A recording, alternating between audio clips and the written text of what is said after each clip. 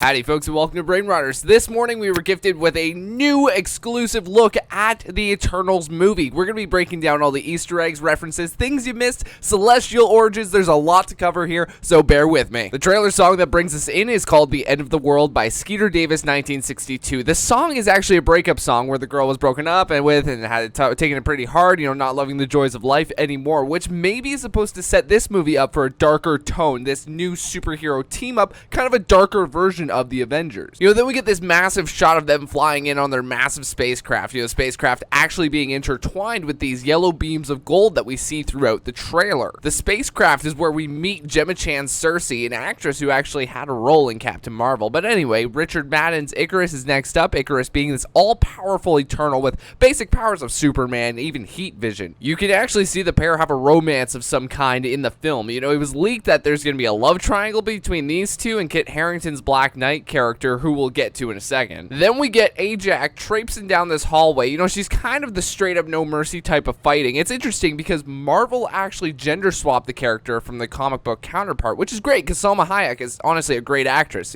From her character, who is actually the one who can communicate with the Celestials that made the universe. We're going to be talking about the Celestials in just a second. Then we get a few shots of Thena being ominously quiet, training on her own, getting juiced up by these yellow things again. Seriously, does this scene look like she's being charged like a battery like the rest of the other scenes? Anyway, everything you think Thena may be, she is if you think of her as everything WonderWoman is. Then we get a scene of Sprite, who we'll talk about soon enough, just watching Brian Tyree Henry's Phastos, who is kind of the blacksmith of the team. He makes all the weaponry and inventions. You can see Sersi, who can control matter and produce anything she wants, kind of like when we see her touch the soil and produce water from her hands. You can actually see the yellow rings we continue to see throughout the trailer just embrace into the ground, which now we can say is the source of their power. You can even see her later in the trailer turn a tree to water. Ajak then comes over the trailer's intercom to say that they've been into the human race along and help them accomplish wonders.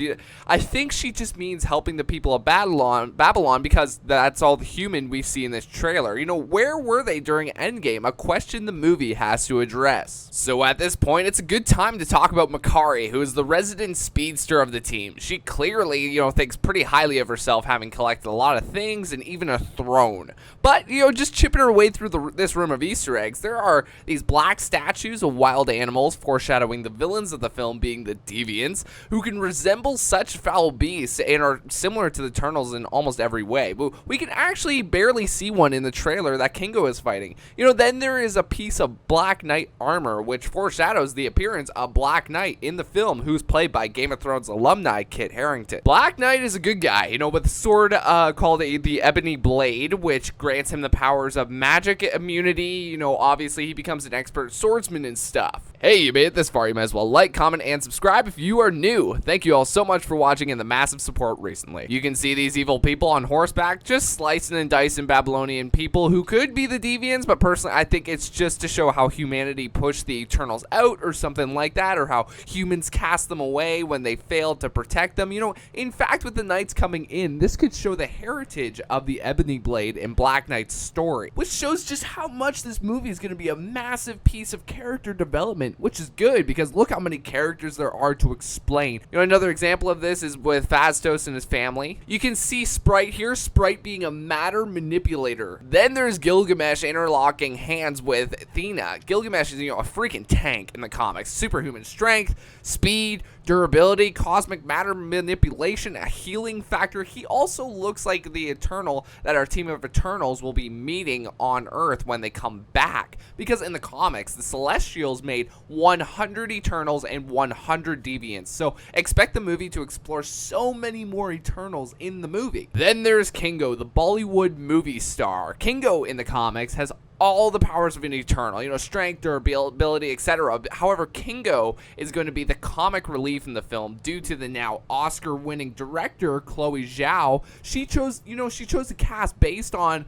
what they are known for in real life. Kumail Nanjiani, who plays Kingo, is a comedian in real life, so expect comic relief from him. We can see that the Eternals are in his plane later in the film, with the K being on the door and all. Then there's a shot of so many people being mind controlled to point their guns. You know, this could be the work of Star Fox, who we haven't seen in the trailer, but he is the only Eternal who could really control minds in the comics. You know, he is a bad guy nonetheless, so expect his involvement with the Eternals. The last Eternal in this superhero team up is Droog. Droog is an Eternal with a bad rep as a bad guy, so expect some kind of betrayal from this telepathic egomaniac who is power hungry beyond belief. The final scene, Sprite of course references Iron Man dying and the Falcon and Winter Soldier killing off Cap officially too, and you know, the guy sitting next to Kingo is his agent. You know, remember Kingo is a Bollywood star, of course he's got an agent. Hey, thanks all so much for watching, I appreciate it. What'd you think of this breakdown? What did you miss? What did I miss? Let me know down in the comments section below. Are you hyped for the movie? Let me know.